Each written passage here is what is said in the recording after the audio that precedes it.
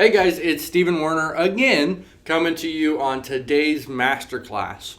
So what we want to talk about today is something that's very crucial that ties into our previous videos, but today I want to talk about your pricing. We see this a lot with newer companies who are asking how they should structure their pricing, but we're also seeing a resurgence in these questions around the possible inflation of minimum wage coming out. So today we're going to be diving in depth on your pricing and why it's important to you. Now, the first thing that you want to look at, right, and it's very important, is your profit. The difference between having a hobby and having a business is profit, right? So you need to be able to sustain business operations no matter what size of company that you are and no matter what goals you have, and it's super important. We went into detail on this on our last masterclass, so if you want to watch it again, we'll link that below here so you can just refer to it. But your profit is going to be crucial in sustaining that business. So the other thing that's around that are goals, right? So you need to have specific, measurable, attainable goals that you can set for your company as well as yourself so that you can continue to grow your business.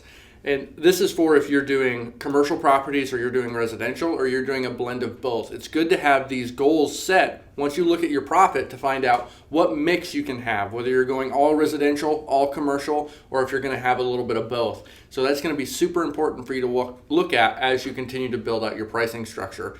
The other thing is that there's some people who say, you know what, Steve, I've played that game. I don't want to grow. I don't want to have a bunch of trucks on the road. I just want it to be me and my spouse so that we can have a comfortable living, which that's perfectly fine. But these same principles apply, right? So you have to be able to show that you have enough profit in your work to where you're paying for all your overhead expenses, but you're also able to pay yourself and your spouse that comfortable living wage. So make sure you guys look at setting goals this year and then measure them to make sure you can meet them. And as always, we're here to help every step of the way through the software as well as through our partnership. So if you guys have questions, you can ask us as always. But one of the other things is, and this is super important, guys, this is one of the easiest resources that you can tap into to find out how your pricing structure should really look.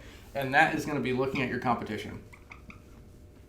So your competition, big and small, right? They all have set pricing structures in the market, and it's going to be easier to look at what they've done and benchmark yourself to them and come up with a creative difference for you to set your prices. For instance, if you have a goal of being a large company, look at that larger company that's in your area, see what their structure is, right? See how many managers they have in the field compared to laborers, see what their pricing packages are, and that'll help you kind of whittle down what you need to do to set your company's specific pricing. And same thing for you smaller folks, is if you want to be competitive with everyone else that's in that pool, really know what your competitors are doing, what their offerings are, and find out how you can be different and unique, right?